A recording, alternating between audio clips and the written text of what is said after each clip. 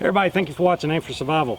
We just talked about our Condor Emt pouch, big brother to the Condor Emt Lite. They're both rip-away pouches. However, we also mentioned again and again that you don't necessarily have to turn these into a medical kit.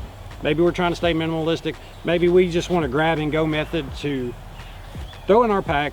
Maybe we're going fishing or hunting and we need to carry other gear than that. We can use a very minimalistic, or I should say a very small survival kit, and convert this into a scout kit. That's what I do with this one, just by adding pack straps, little shoulder strap, whatever you want to call it. But I'm going to show you and work backwards while I load this thing up to show you just how much gear it can carry. Stay tuned.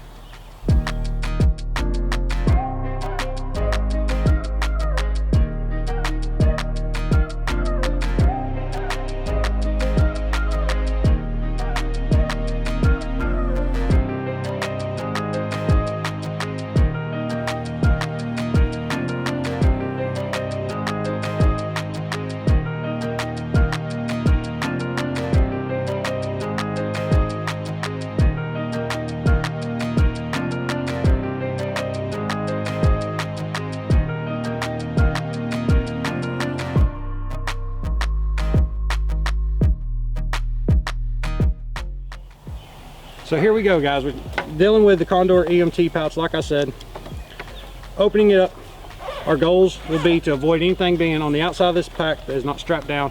And again, it is a trifold.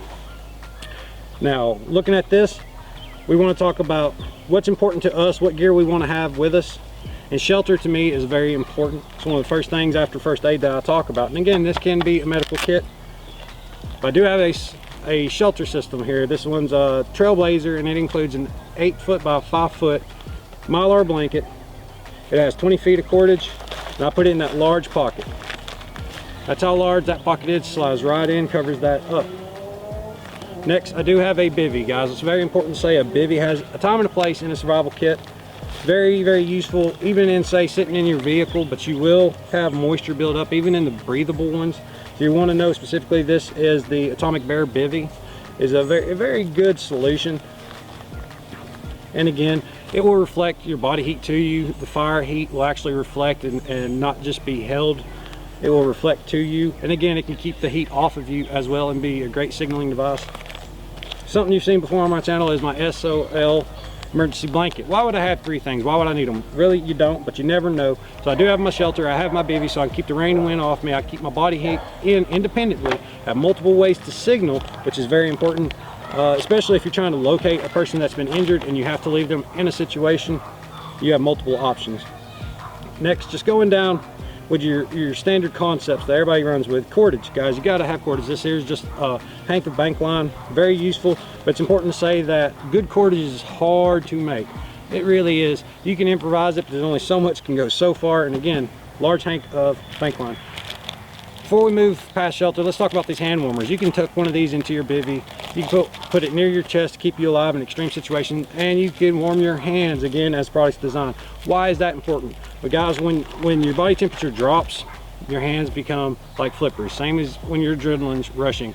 You lose dexterity, you lose your fine motor skills. Very important to keep those useful, especially if you're working with a firearm or a sharp object in general. Just talking about cordage, I do have a little bit of craft wire. Doesn't make the best snares, but it does make for great shelter building. It definitely can repair items really well in the field, possibly pack straps. All these things can, depending on if you have a needle or not. This can be poked through without a needle. Maybe you have to start it off, but either way. Next, tool management. We do have knives and other things in here. We do have our Lansky multi-edge quad sharp. Guys, it has different angles for different things. You have a 17-degree for, like, say, your fillet knives. You have 20 and 25 for your standard knives, and then 30 degrees if you got to touch up the axe with a ceramic rod. This is very, very useful. One thing I wish it had was a diamond hone. No big deal. You can pick up a small one if you need it. Next, this one's kind of a goofy item. Come a little closer to show you what I got. So I want to stress to you, it's not goofy if it really works. This here is 3-prong frog gig. Frog's an easy meal, but also if you resort to trapping, you may have to dispatch the game. This can definitely help you get a grip on it. But speaking of getting the grip, I've used a little plastic covering, a little sheath if you will, to hold my Gorilla Tape. So now I can easily get to my Gorilla Tape. Got a handle for unwinding it. Grill tape again is very useful in repairs in the field, waterproofing your, say, tarps if the fire burns a hole or you poke a hole. So again, we have a knife on the front of this pack. You could definitely put different ones up there. We are running the Tom Brown Tracker number 4. Very small knife, lightweight, but gets the job done. But since we're going to be talking about cutting tools, let's go ahead and skip ahead and say we do have a multi-tool. This is not a Leatherman, however, I do recommend Leathermans. You get what you pay for. But this one's just for that little bit of variety. Tool repair, and again, when I'm fishing, I use the pliers more than anything, but it's got Phillips flatheads, saw, file, the works.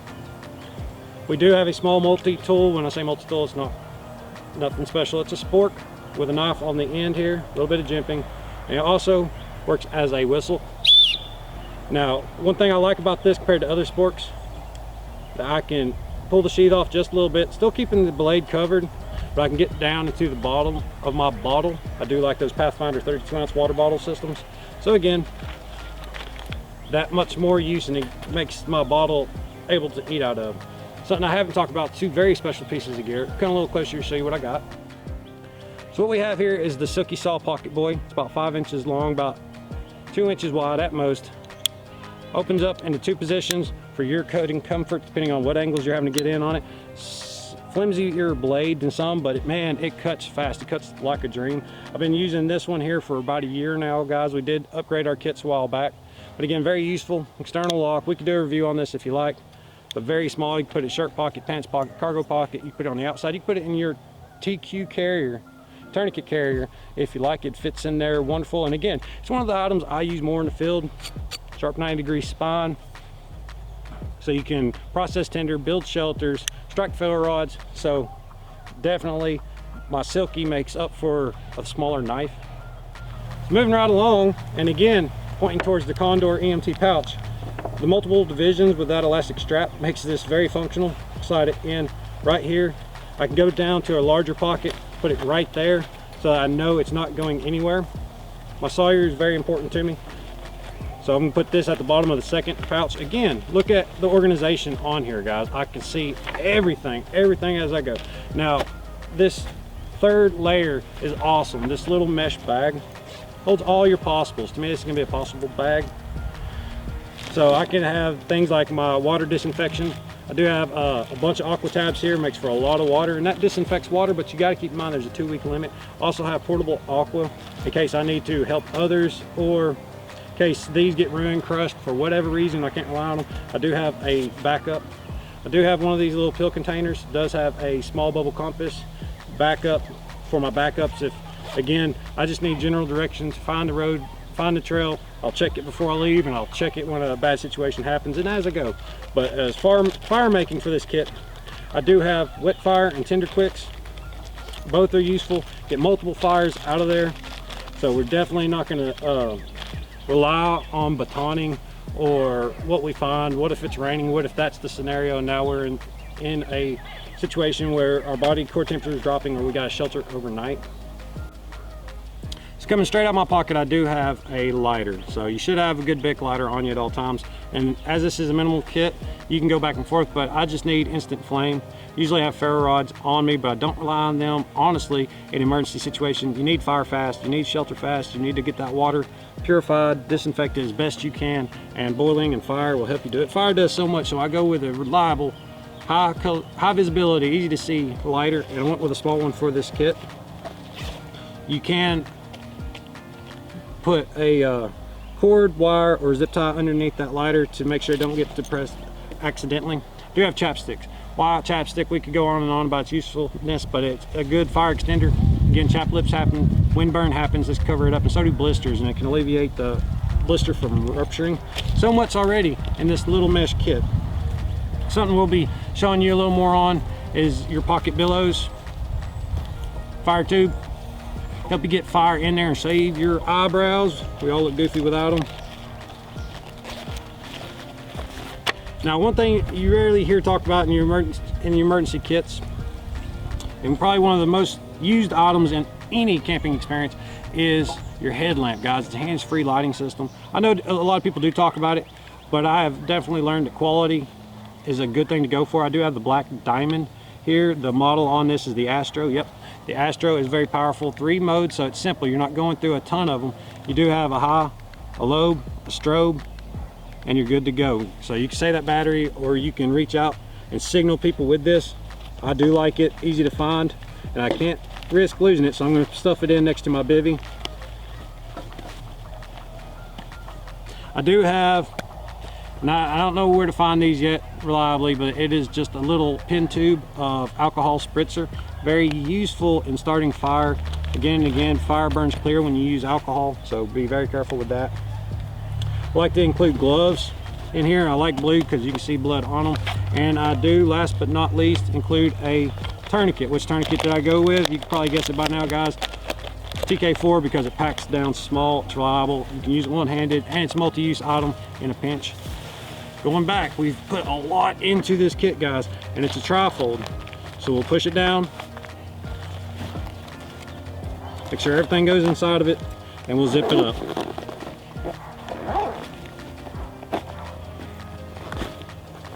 It is a little tight. You can move things around. I believe I had this packed together just a little bit differently to make use of all the space. Again, if it's running this tight, it does put stress on the zippers, but again, they've thought of that as well with this compression strap. You do have a rubber band here to help police your gear, so you can compress it, take the pressure off of your zippers, reduce space, tucking it back in here. Now we have one less thing to snag. Putting our Tom Brown Hunter Tracker, Tom Brown Jr. I should say, Hunter Tracker number 4, back onto the pull strap, and underneath the compression strap, we've now got this locked in. We have a very small kit. Talking about the MOLLE panels on the front of this one more time, we could easily attach our tourniquet either horizontal, or in this case vertically. Make very, very easy, accessible system to get to our life-saving equipment, or most used equipment. Again and again, that Silky saw is probably what I put back out of place, but that Silky saw could fit into one of these very easy. Now we have our cutting tool, our tourniquet, going hand in hand. And again, going modular, another benefit is being able to swap gear around. Adding D-rings to the back of this kit was awesome. I definitely like the Condor rip away pouch. So again, we throw that over our shoulder. We have a bomb-proof kit, guys. Definitely wonderful, definitely a lifesaver in a pinch. And again, you can put this on the outside of a pouch, attach it to a headrest. If you had to leave your vehicle for whatever reason, you can rip it off. Definitely don't have to mess with MOLLE. You might not have time to. By all means, you could turn this into a very inclusive EMT kit. Great for off-duty professionals, outdoorsmen, woodsmen, concerned parents, guys. Get training for medical gear. I can't say that enough. Immediate Action Medical Attack Response has awesome instructors and a really good crash course to teach you a lot in a small amount of time. It's worth every penny, and definitely changed the way I look at things.